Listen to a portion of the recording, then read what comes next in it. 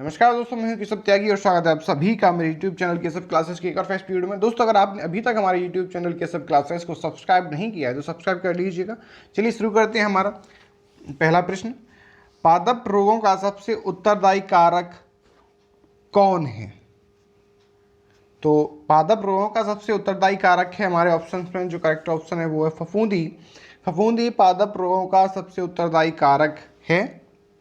अगला प्रश्न है, पौधों को रोग प्रतिरोधी बनाया जाता है।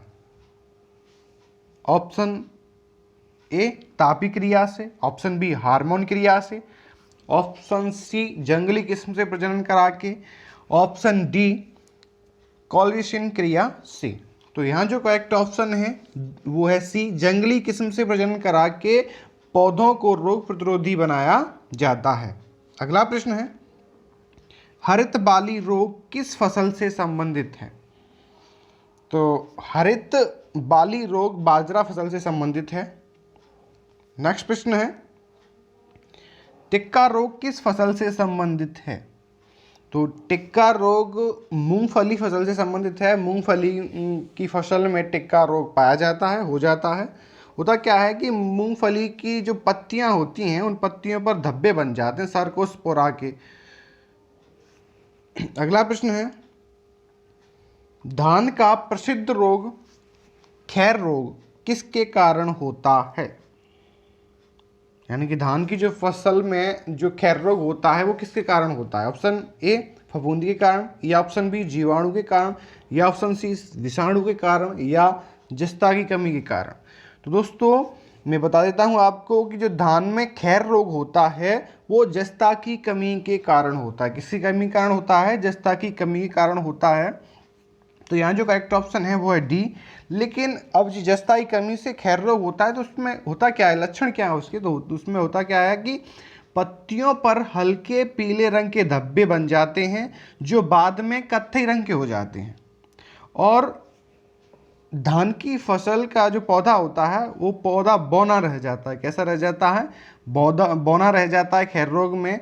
और पौधे की जड़ें भी कैसी हो जाती हैं? कत्थई रंग की हो जाती हैं। कैसी हो जाती हैं? कत्थई रंग की हो जाती हैं। तो यहाँ जो करेक्ट ऑप्शन है वो है डी, जस्ता की कमी के कारण खैर रोग होता है धान की फसल में। नेक्स्ट प्रश्न है, चाय में लाल रस्ट रोग किसके कारण होता है? तो चाय की जो फसल होती है उसमें लाल रस्ट रोग होता है, वो होता है हरे शैवाल की वजह से। किसकी वजह से होता है? हरे शैवाल की वजह से। तो करेक्ट ऑप्शन है यहाँ डी। अगला प्रश्न है, नींबू का कैंकर किससे होता है? नींबू का कैंकर किससे होता है? तो नींबू का जो कैंकर होता है वो जीवाणु से होता है। तो यहाँ करेक्ट ऑप्शन है बी, जीवाणु से नींबू का कैंकर होता है। जो जीवाणु है उस जीवाणु का नाम है जेंथोमोनास कॉम्पेस्ट्रिस पैथोवारसिस्ट्राई जीवाणु। एक बार फिर से सुन लें, हो सकता है नाम थोड़ा सा कॉम्प्लिकेटेड है, आसानी से याद नहीं होता। जो नींबू का में जो कैंकर नामक रोग होता है वो किस जीवाणु से होता है? तो उसका नाम है जेंथोमोनास कॉम्पेस्ट्रिस पैथोवारसिस्ट्राई नामक जीवाणु से नींबू में कैंकर रोग होता है।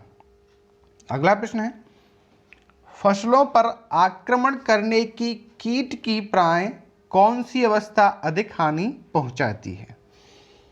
तो यहाँ जो करेक्ट ऑप्शन है वो है कैटरपिलर। क्या है? Caterpillar. Option C correct answer है। अगला प्रश्न है, मीलीबग किस फसल से संबंधित है? सरसों से है, या गेहूं से है, या आम से है, या बैंगन से है? तो मीलीबग जो है वो सरसों से संबंधित है। तो करेक्ट ऑप्शन है ए। होता क्या है, मीलीबग बारीक सफेद बेलनाकार कीट है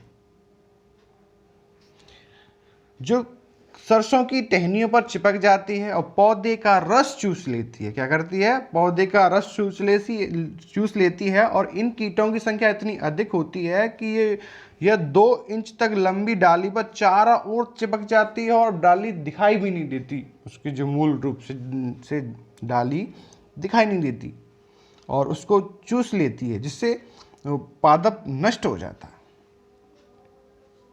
अगला प्रश्न है, पौधे का आर्द्रपतन रोग किसके कारण होता है?